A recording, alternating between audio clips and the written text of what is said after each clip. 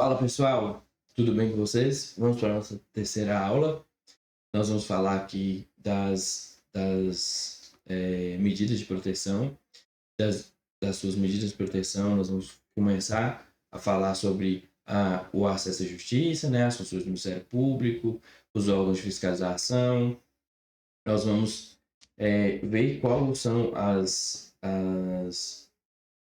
os direitos, né, as condições mínimas para os centros de internação de idoso, internação que eu digo, pessoal, na verdade é o centro de convivência, as minúcias, né, que a gente vai ver, o que eles devem oferecer para as pessoas idosas que ali estão no centro de longa permanência. Então, nessas instituições, nos asilos, né, nas casas asilares, elas têm alguns requisitos mínimos que elas precisam manter para o idoso ter suas condições que a gente viu nos direitos fundamentais asseguradas, que é o que? Assistência social, lazer, esporte, habitação e transporte. Então, nessas entidades, elas precisam ter o mínimo necessário para que o idoso seja garantido os seus direitos fundamentais, tá certo? E nós vamos ver a nossa lei, a Lei do Estatuto do Idoso, 10.741. E agora nós vamos começar das medidas de proteção, capítulo 2. Na verdade, não é o capítulo 2, não. Esse aqui é o capítulo 1 das disposições gerais. As medidas de proteção à pessoa idosa são aplicáveis sempre que os direitos reconhecidos nessa lei forem ameaçados ou violados por ação ou omissão da sociedade, por falta, omissão ou abuso da família, curador ou entidade de atendimento, ou em razão de condição especial. Então, pessoal, aqui o artigo 43 está trazendo para nós que as medidas de proteção à pessoa idosa são aplicáveis sempre que os direitos reconhecidos nessa lei forem ameaçados ou violados. Então, sempre que houver alguma ameaça ao direito da pessoa idosa, essas medidas de proteção elas vão entrar em eficácia. Elas vão ser levadas para a proteção dessa pessoa idosa. E lá no início da aula eu coloquei que a pessoa idosa é uma pessoa que é considerada por nós, por nossa Constituição, por nossa legislação, uma pessoa vulnerável. E por ela ser vulnerável, exige da legislação uma maior proteção a essa população. Ok? E aí a gente começa no capítulo 2 das medidas específicas de proteção. E eu trago aqui para nós, pessoal, um mapinha mental das medidas específicas de proteção. As medidas de proteção à pessoa idosa previstas nessa lei poderão ser aplicadas isoladamente ou cumulativamente,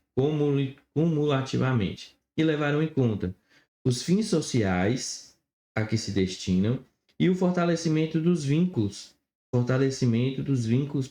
familiares, pessoal. O legislador, ele se preocupou em sempre fortalecer os vínculos familiares. Por quê, professor?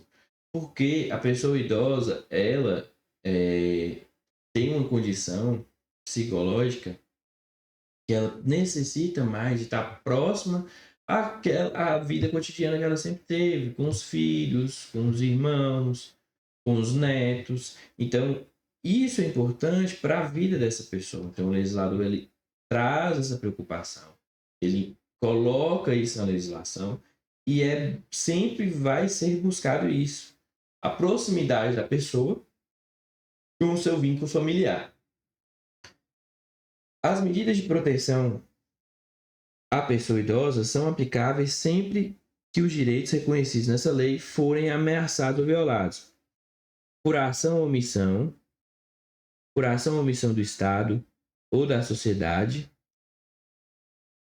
por falta, omissão ou abuso da família, curador ou entidade de atendimento, ou em razão de sua condição pessoal.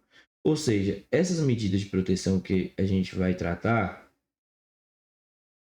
com a pessoa idosa, elas vão ser aplicadas todas as vezes que houver algum dessas três situações: ação ou omissão da sociedade, falta ou omissão ou abuso da família ou do curador, ou em razão de sua condição especial. Vixe, eu saí bem em cima do mapa. E aqui das medidas fala o seguinte: que verificada a ameaça ou violação dos direitos da pessoa idosa, o Ministério Público... Vou trocar de cor aqui, pessoal. Só um minutinho.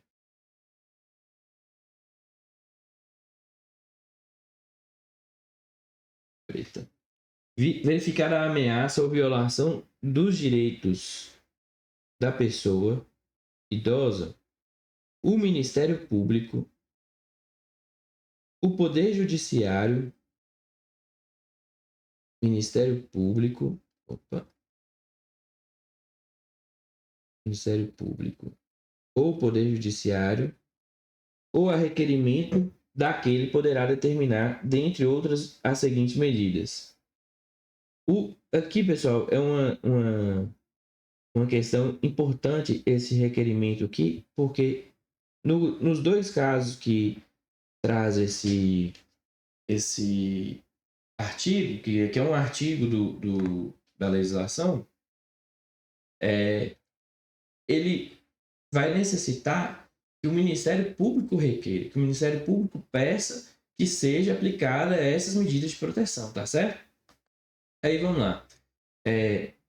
As seguintes medidas: mediante termo de responsabilidade, encaminhamento à família ou curador, orientação, apoio e acompanhamento temporário, requisição para tratamento de saúde em regime ambulatorial, hospitalar ou domiciliar, inclusão em programa oficial comunitário de auxílio, orientação e tratamento do usuário dependente de drogas lícitas ou ilícitas, a pessoa idosa ou a pessoa de sua convivência que lhe causa perturbação, abrigo em entidade e abrigo temporário.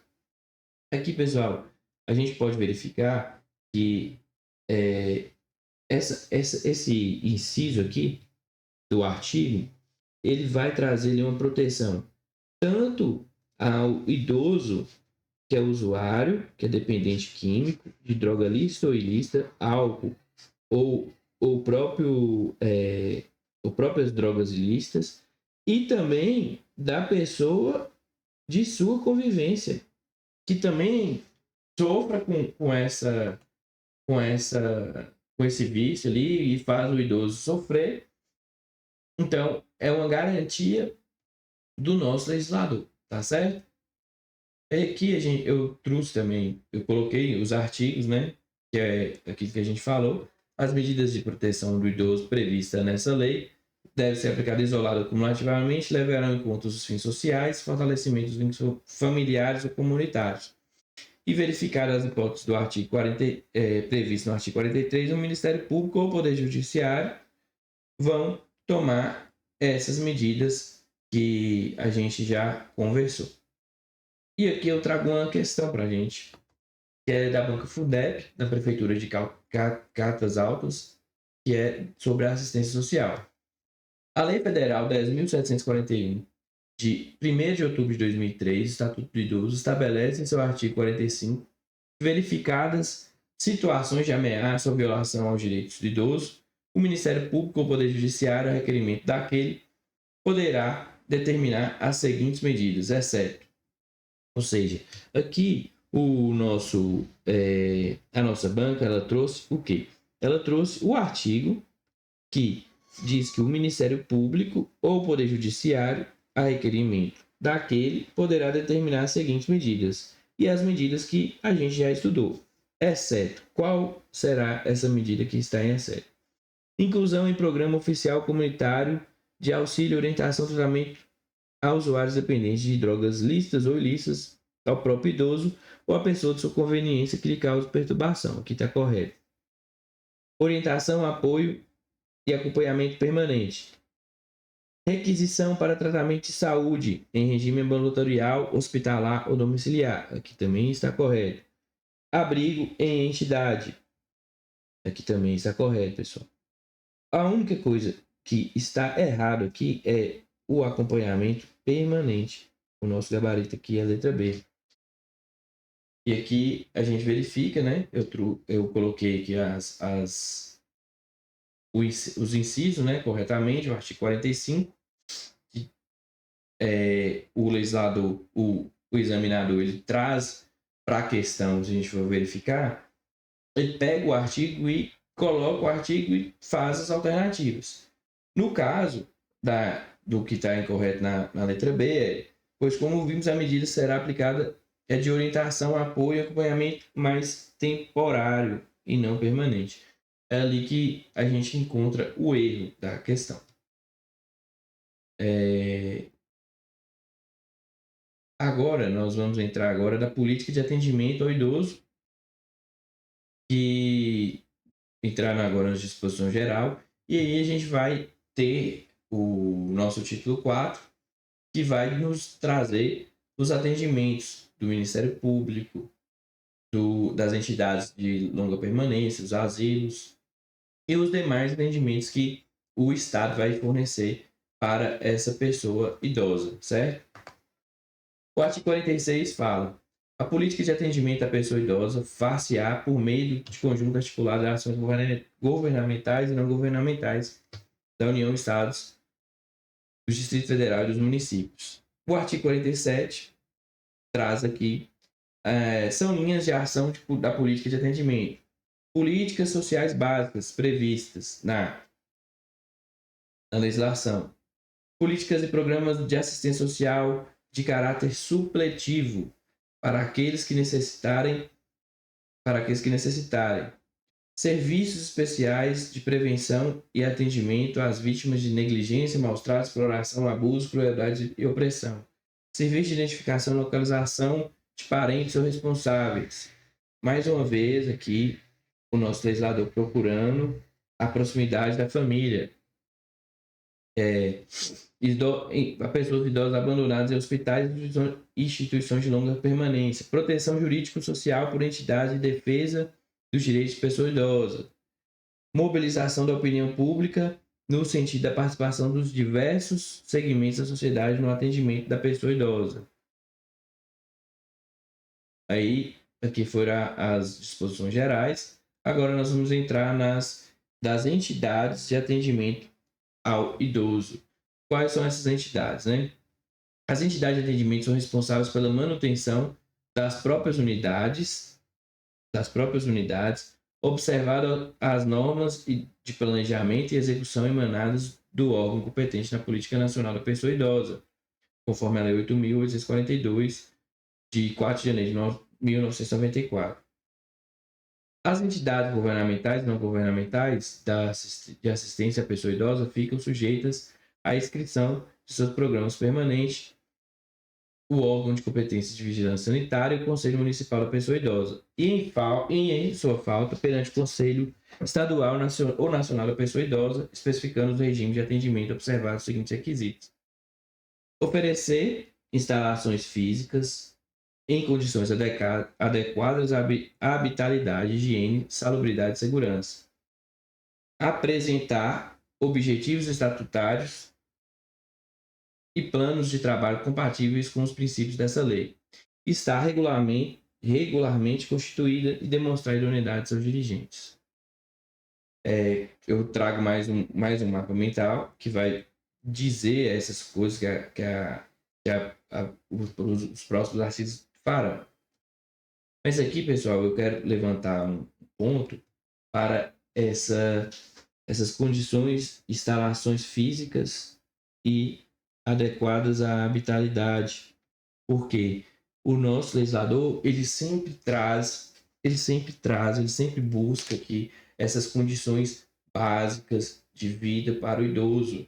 Então, por isso que ele está aqui falando que precisa de um estatuto, que precisa de adequada habitabilidade, higiene, salubridade, segurança, que são as condições mínimas para esse idoso estar nessas unidades de atendimento, entidades de atendimento. No nosso mapa mental aqui, vou desaparecer e volto.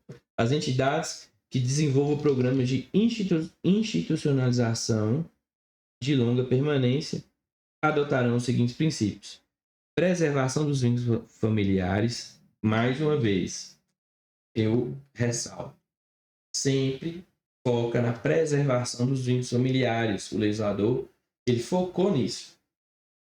Atendimento personalizado em pequenos grupos, manutenção da pessoa idosa na mesma instituição, salvo em caso de força maior.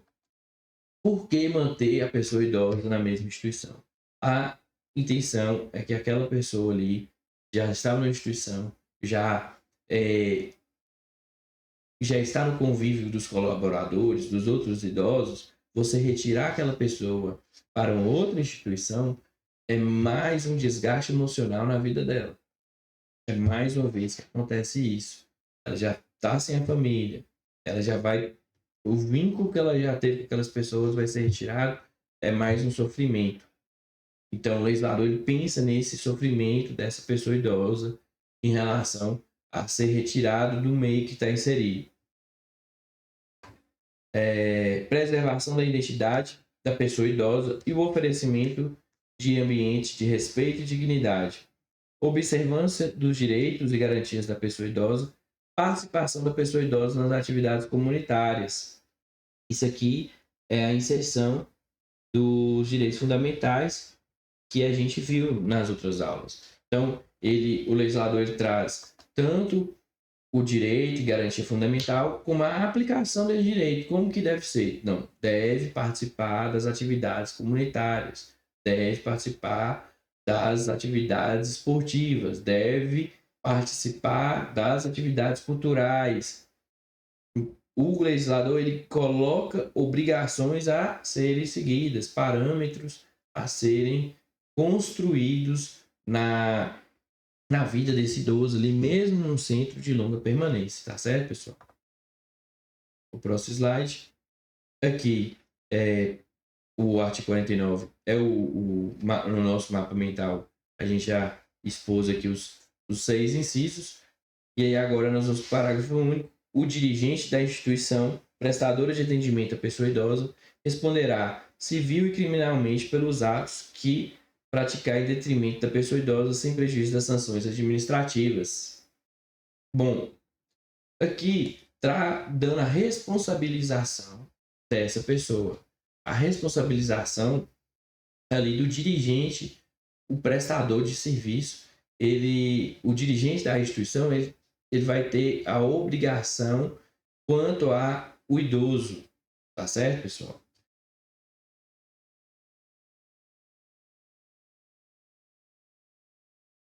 Só ver essa câmera aqui que parece que está embaçada. Vou dar uma pausa aqui, pessoal, na aula e retornarei para a gente ver o que aconteceu com a câmera. Continuando aqui, pessoal, resolvi o problema da câmera.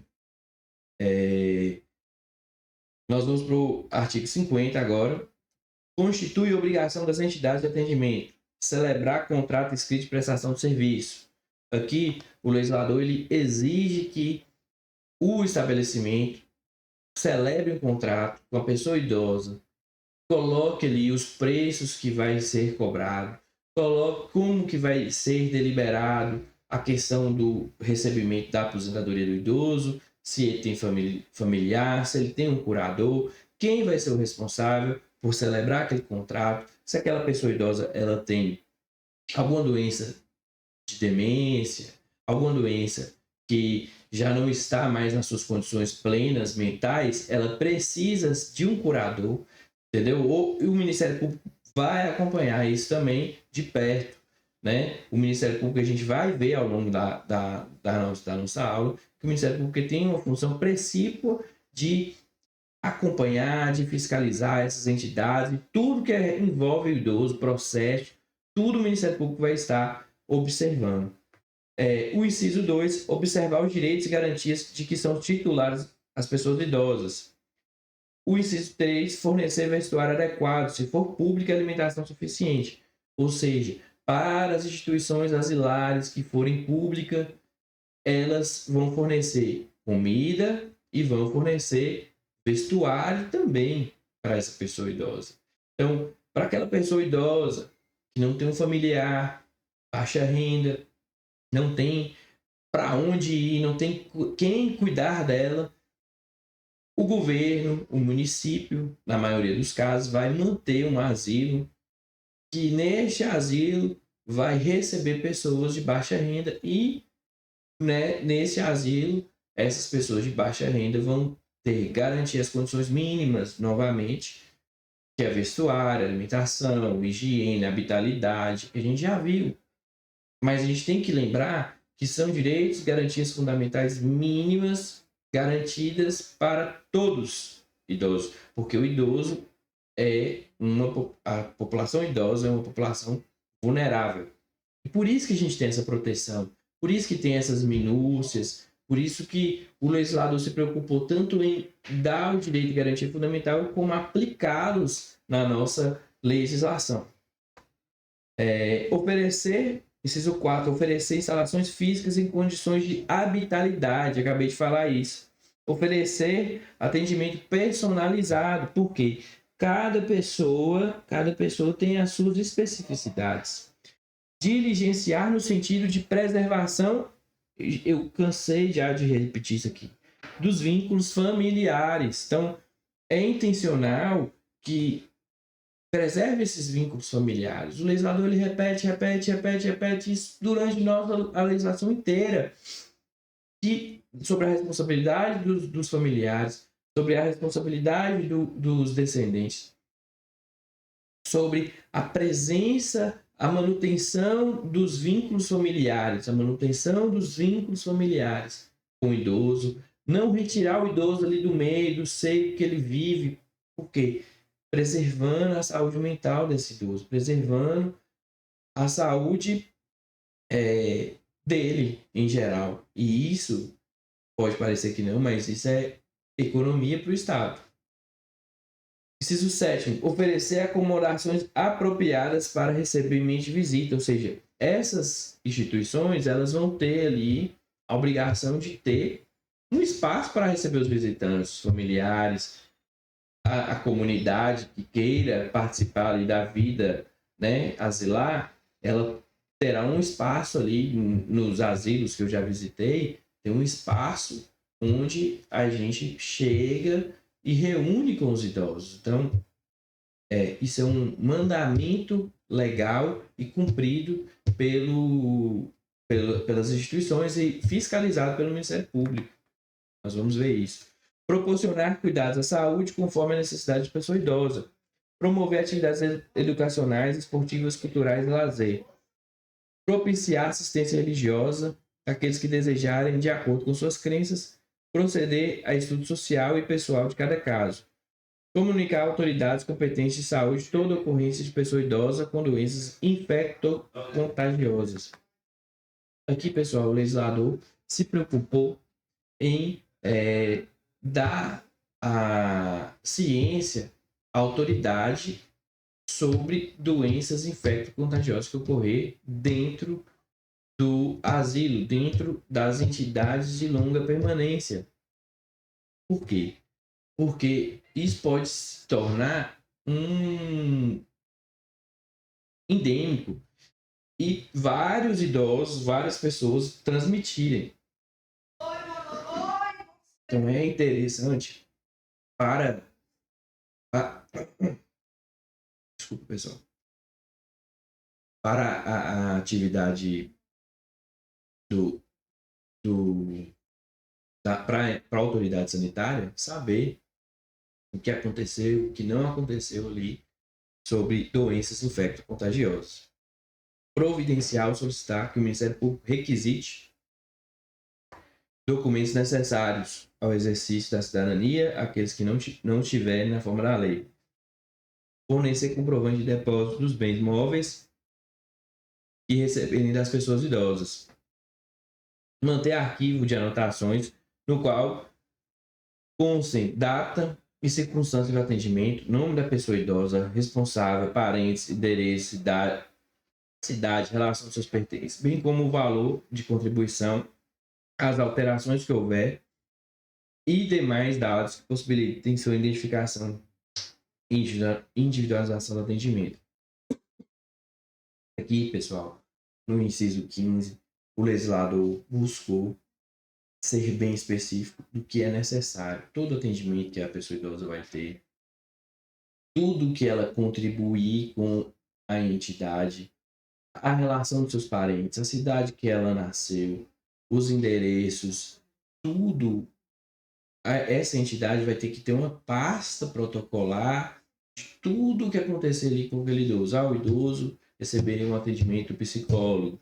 O idoso fulano recebeu um atendimento da assistente social. O idoso ciclano recebeu um atendimento recebeu uma visita familiar. Tudo vai ser relatado, tudo vai ser anotado e vai ser controlado na vida desse idoso, a fim de comprovar também que essa entidade está prestando seu papel, prestando seu dever. Tá certo, pessoal? Comunicar ao Ministério Público para providenciar para as providências cabíveis a situação de abandono moral ou material por parte dos familiares. Manter o quadro pessoal profissionais de formação específica. Mais uma vez, se os familiares abandonarem, se os familiares não serem presentes na vida desse idoso, o que vai acontecer? A entidade vai oficiar o Ministério Público e dizer: esse familiar não está sendo presente na vida do seu pai, sua mãe, seu avô. E aí, o Ministério Público, como eu já disse, ele tem a função de tomar as medidas cabíveis. Artigo 51. As instituições filantrópicas ou sem fins lucrativos prestadoras de serviço, as pessoas idosas terão direito à assistência jurídica gratuita. Aqui, o legislador, ele dá às instituições filantrópicas, que são até a maioria, né, pessoal, no Brasil, que cuida dos nossos idosos, os centros de longa permanência, os asilos, normalmente são instituições filantrópicas. Então, garante assistência jurídica gratuita, garante que tenha a defensoria pública ali, gratuitamente atuando nas causas daqueles idosos ali. Tudo isso é uma questão da Fundeb, da Prefeitura de Codisburgo, para a prova de assistência social. O Estatuto da Pessoa Idosa, legislação brasileira que protege os direitos dos idosos, prevê a criação de entidades de atendimento específicas para essa faixa etária. Essas entidades desempenham um papel crucial na promoção do bem-estar e na garantia dos direitos dos idosos. Constitui obrigações dessas entidades, exceto diligenciar no sentido da preservação dos vínculos familiares. Ou seja, isso aqui, pessoal, uma coisa que a gente já sabe, né? Porque a gente já viu várias vezes. Então, vai sempre diligenciar, sempre direcionar, sempre buscar a família, sempre ter a proteção desse ser familiar. Então, está correto. Propiciar a assistência religiosa de acordo com os princípios da fé cristã. Aí nós vamos ter propiciar assistência religiosa. Até aqui estaria certo. Mas está errado essa questão, e é o nosso gabarito, por causa de acordo com os princípios da fé cristã. Errado. Por quê? Para início de conversa, na nossa Constituição Federal, o Brasil é um país laico. E o que é laico, professor Bernardo? A laicidade do Brasil faz com que não haja uma imposição de uma religião oficial do Estado. O Brasil não é um país com uma religião oficial. O Brasil é um país laico, onde são professadas várias religiões. E não é diferente no caso do idoso, não é diferente do caso do preso, por exemplo, não é diferente do caso do deficiente físico, não é diferente no caso do hospital. Então, não é só apenas a religião cristã que tem o direito de ir num hospital, fazer visita aos enfermos, fazer suas práticas religiosas. A Igreja Católica, a Igreja Protestante, ela é presente nessas instituições. Algumas outras religiões não. Mas não por impedimento legal ou estatal, e sim por elas não participarem ou não terem essa prática, igual a religião cristã. Mas no caso dessa questão, está errada porque não tem esses princípios da fé cristã. Proceder a estudo social e pessoal de cada caso. Lá foi bem específico que seria pessoal de cada caso. Promover atividades educacionais, esportivas, culturais e de lazer. Ou seja, correto, são direitos fundamentais dos idosos. Direitos fundamentais dos idosos. Então, eu trouxe o gabarito aqui, peguei o artigo 50 e mostrando para os senhores aqui que constitui obrigações das entidades de atendimento, diligenciar no sentido da preservação dos bens familiares. Isso aqui, né, pessoal, eu já bati tanto que eu tenho certeza absoluta que quem vê essa aula não vai errar essas questões quando pertinente a vínculos familiares. Eu garanto que quem vê essa aula não vai errar a questão pertinente a vínculos familiares. Propiciar assistência religiosa àqueles que desejarem, de acordo com suas crenças. Aí é aquilo que eu havia dito. O Brasil, né, eu trouxe aqui, o inciso 6, é inviolável liberdade de consciência e crença, sendo assegurada o livre exercício de cultos religiosos e garantias na forma da lei, a proteção aos locais de culto e às suas liturgias. Aqui, pessoal, eu trouxe esse artigo da Constituição, inciso do artigo 5º, né, da nossa Constituição, que é o artigo 5º da nossa Constituição Federal e dos direitos e garantias fundamentais.